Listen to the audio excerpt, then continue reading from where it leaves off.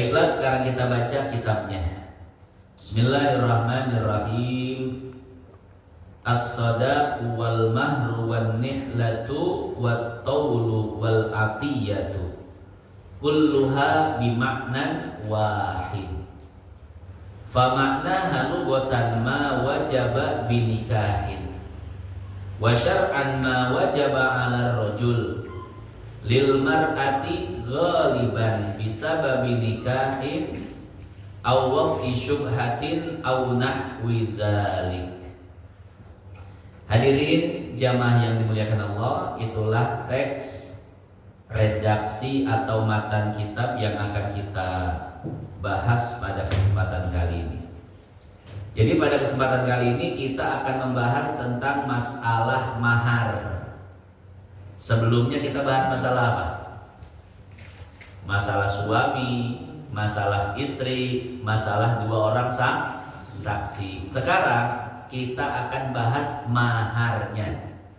Kira-kira benda apa saja yang boleh dijadikan mahar dan benda apa saja yang tidak boleh dijadikan mahar. Kemudian apa definisi mahar itu sendiri? Kemudian apakah setiap pernikahan wajib membayar mahar? Apakah boleh gratis? Nah, kalau bayar harus kontan aja atau boleh nyicil? Wah, saya terima nikahnya Neng Fulanah bin Fulan dengan mahar dibayar cicilan, diangsur selama tenornya berapa nih? Kesepakatan dulu sama mertua ya. Tenor 2 tahun kayak nyicil motor. Ya. Nah, kira-kira boleh nggak seperti itu? Ini akan kita bahas. Pertama, pengarang kitab ini menjelaskan tentang nama lain dari mahar. Mahar memiliki beberapa nama lain. Pertama, as-sadaq. Yang kedua, mahar itu sendiri. Ini mahar ini sudah jadi bahasa Indonesia ya. Padahal aslinya bahasa Arab, al-mahru. Yang ketiga, an-nihlah. Yang keempat, at-taul. Dan yang kelima, al-atiyah. Ini semuanya disebutkan di dalam Al-Quran. Kulluha bimaknan wahid. Semuanya memiliki makna yang sama, yaitu mahar. Sesuatu yang diberikan oleh suami kepada istrinya. Fama'naha lughatan ma wajaba binikahin. Makna mahar secara bahasa, secara etimologi adalah sesuatu yang wajib dibayarkan karena sebab pernikahan. Kalau secara bahasanya ini belum terlalu rinci dan jelas, karena hanya menyebutkan sesuatu yang wajib dibayarkan atau diberikan dengan sebab pernikahan. Ini nggak dijelasin dari siapa dan kepada siapa diberikannya. Nah, yang lebih jelas itu adalah definisi syariat wa syar'an secara terminologi syariat. Ma wajaba 'alal rajul lil mar'ati ghaliban. Sesuatu yang wajib dibayarkan oleh laki-laki dan diberikan kepada perempuan. Yang dimaksud sesuatu itu nanti akan dibahas ya. Apa yang dimaksud dengan sesuatu? Ini kira-kira sesuatu itu berlaku umum apa saja atau ditentukan oleh syariat. Nanti akan dibahas. Intinya adalah yang namanya mahar, sesuatu ini nggak mesti uang ya, nggak mesti uang. Sesuatu yang diberikan oleh laki-laki kepada perempuan. Kenapa harus diberikan? Bisa babi nikahin, karena sebab akan nikah. Awwab isyubhatin, atau bukan sebab nikah tapi sebab hubungan badan yang syubhat. Ini sudah kita jelaskan pada kesempatan sebelumnya. Hubungan badan hukumnya terbagi jadi berapa? Ada yang masih ingat? Terbagi menjadi 3. Ya. Pertama, hukumnya boleh, halal. Yang kedua, haram. Yang ketiga, syubhat. Halal, haram, syubhat. Yang halal jelas hubungan badan suami istri. Yang haram jelas hubungan badan laki-laki perempuan yang statusnya bukan suami istri dan kedua-duanya sadar dalam melakukan itu. Nah, yang ketiga yaitu hubungan badan yang hukumnya syubhat. Hubungan badan yang hukumnya syubhat ini terbagi jadi 2. Ada syubhatul mahal, ada syubhatul thariq. Syubhatul mahal itu syubhat karena salah sasaran. Saya contohkan ya, misalkan suami pulang kerja malam-malam. Ternyata ketika itu lagi hujan dan rumahnya mati lampu. Akhirnya suami langsung masuk rumah. Ya karena memang di rumah itu tinggal cuma berdua ya, dia dan istrinya. Ketika mati lampu itu, suami masuk rumah, ada perempuan di dalam rumah itu langsung disikat. Nah, ya Allahumma barik lana fima razaqtana wa qina azabannar. Waduh, doa apa itu? Doa makan itu mah. Doa masuk surga apa? Ada yang ingat? Doa masuk surga, Pak Haji, masih ingat? Doa sebelum hubungan badan apa tuh? Allahumma jannibna syaitan wa jannibi syaitan ma razaqtana. Ini suami begitu masuk rumah, yang mana rumahnya mati lampu, di sana ada perempuan lagi tiduran. Langsung Allahumma jannibna syaitan wa jannibi syaitan ma razaqtana, langsung. Ya. Habis gitu suami mengira yang tadi tidur di sofa siapa? Istrinya. Dan si perempuan itu mungkin kalau udah nikah dia ngira oh itu suaminya juga. Atau kalau belum nikah ya kenapa dia nggak ngomong gitu kan ya?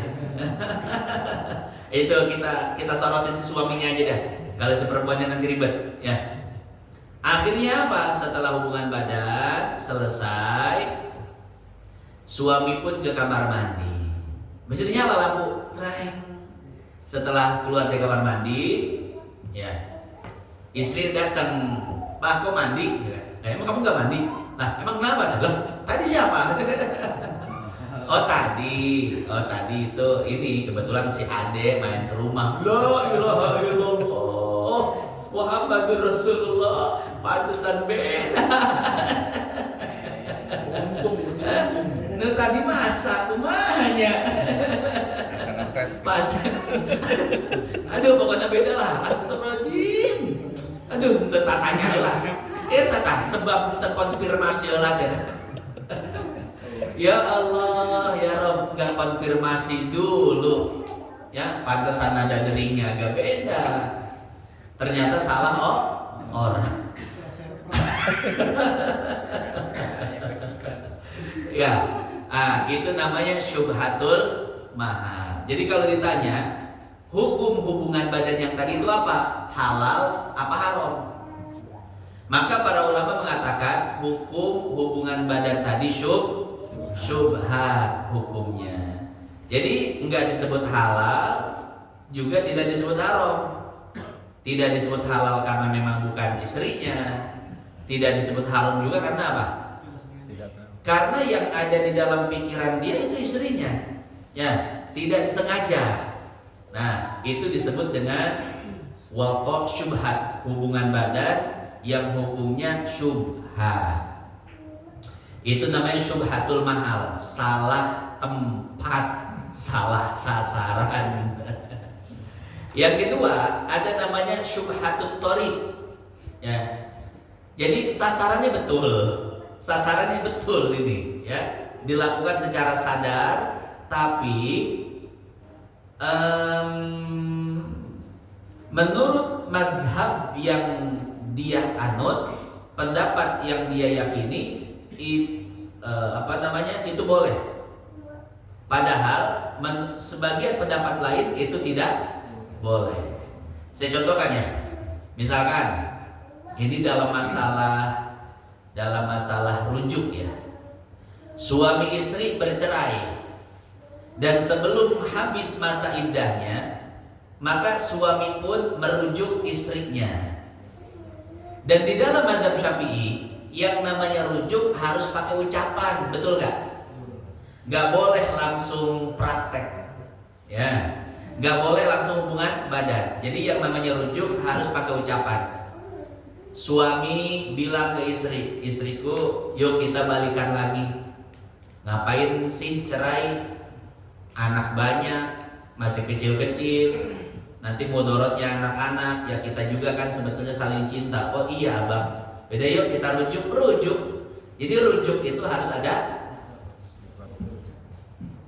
bukan ijab qabul, apa namanya, formalitas ucapan. Harus ngomong dulu ya, rujuk, baru setelah itu hubungan badan. Nah pertanyaannya begini, gimana kalau rujuknya itu nggak pakai ngomong dulu?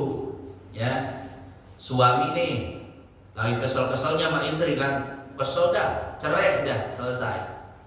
Ya, setelah cerai, akhirnya suami masuk rumahnya, ngelihat istrinya lagi tidur. Wah, iya, akhirnya, wah kayaknya nggak jadi cerainya. Nggak ngomong dulu, langsung digauli. Coba bayangkan, menurut mazhab Syafi'i sah nggak?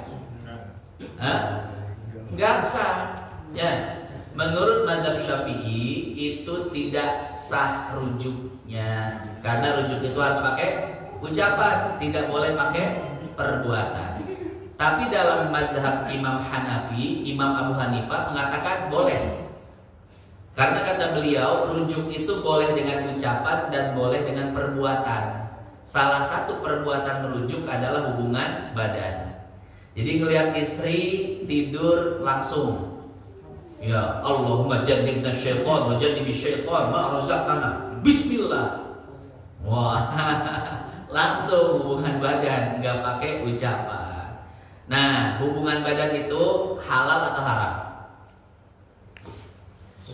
Hukumnya syubhat. Jadi nggak boleh dibilang zina, tidak boleh dibilang zina. Itu hubungan badan syubhat. Ya karena disebut halal, tidak sesuai prosedur. Mazhab Syafi'i disebut haram, juga Imam Abu Hanifah memperbolehkan. Ini disebutkan syubhatut thariq, syubhat dari segi pendapat. Ya, karena ini mengatakan halal, ini mengatakan tidak halal. Nah jadi seperti itu ya.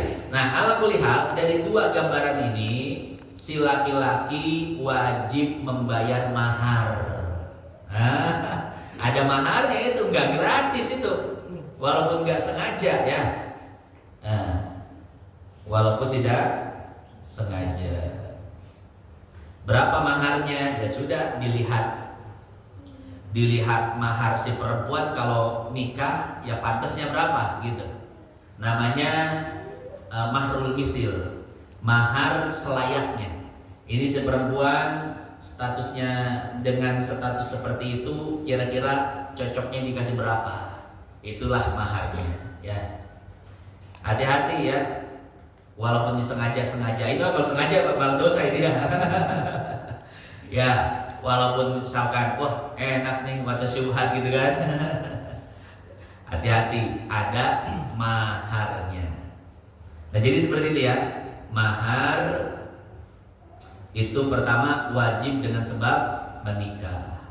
Yang kedua wajib karena sebab hubungan badan yang syubhat. Au nahwi dzalik, atau masalah-masalah yang sama dengan permasalahan tersebut. Nanti akan dibahas. Yang kedua, Itu tadi yang pertama, definisi mahar.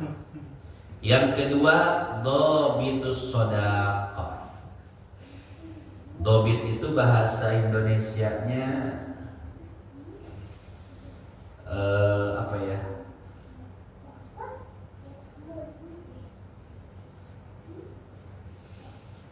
Batasan-batasan gitu ya.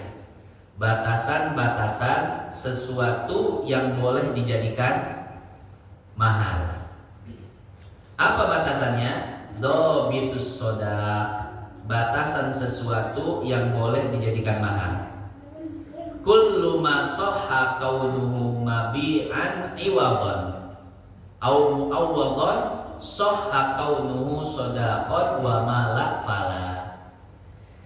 Jadi batasan sesuatu yang dapat dijadikan mahar adalah sesuatu yang sah untuk dijadikan jual beli atau yang sah diperjualbelikan, maka sesuatu itu pun sah untuk dijadikan mahar.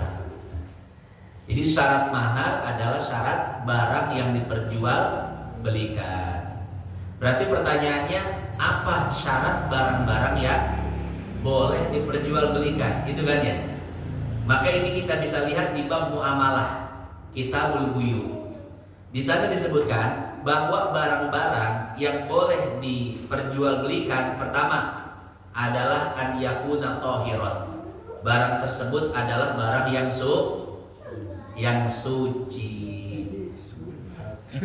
Atau ya Pak? Dia kayaknya masih ingat yang subhat itu tuh, yang tadi itu.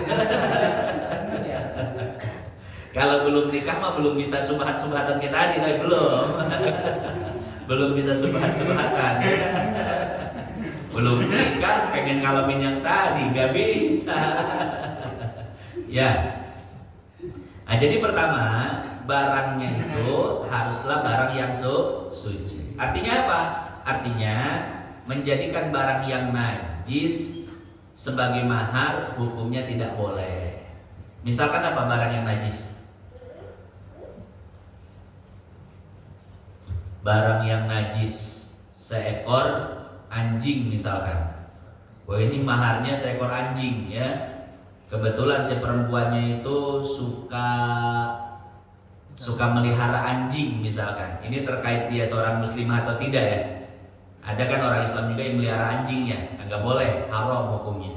Kecuali anjing-anjing penjaga, itu pun untuk menjaga kebun, gudang dan lain sebagainya boleh. Ya. Misalkan si perempuan itu suka memelihara anjing-anjing yang imut, yang lucu, dan lain sebagainya. Ya. Nah, maka tidak boleh menjadikan seekor anjing sebagai mahar pernikahan. Kenapa? Karena anjing hukumnya najis. Atau misalkan si perempuan bukannya ingin melihara anjing ya, karena memang bukannya ingin memelihara anjing peliharaan di rumah, tapi karena memang punya banyak gudang emas dan berlian. Waduh, butuh anjing penjaga. Wah. Otoy ngasih maharnya anjing bulldog. Wah, yang serem banget itu ya. Saya terima nikah anak bapak dengan seperangkat. Iya. Kayaknya gak enak banget ya dengan seekor anjing. Ya. Ala kulli hal seperti itu, menjadikan anjing sebagai mahar hukumnya tidak sah karena anjing hukumnya najis. Apalagi yang barang-barang najis itu? Ya intinya yang najis nggak boleh deh ya.